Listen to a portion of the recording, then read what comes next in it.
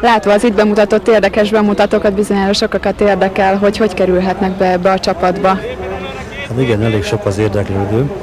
Éves viszonylatban 100-150 ember közül válogatjuk ki a munkatársainkat. Viszont több lépcsős és eléggé nehéz a hozzánk való bekerülés, de minden évben megtaláljuk a nekünk megfelelő embereket. Minek alapján válogatnak? Hát főként pszichikai, fizikai és egyéb felkészültségeket veszünk alapul.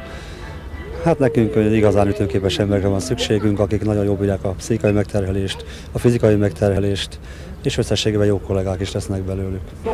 Említette, hogy nagyon fontos a lélek jelenlét. Milyen pszichológiai vizsgálaton esnek át a jelentkezők?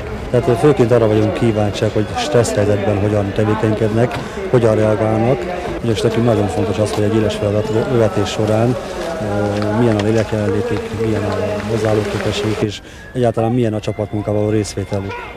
Hány főből áll ez a csapat? Hát ezt soha nem fogtam elmondani senkinek, önnek sem fogom elárulni. Azt mondom, hogy most még elegendő főből áll a csapatunk. Nem igazán szeretem elmondani a létszámunkat, mert akkor lehet vele számítani.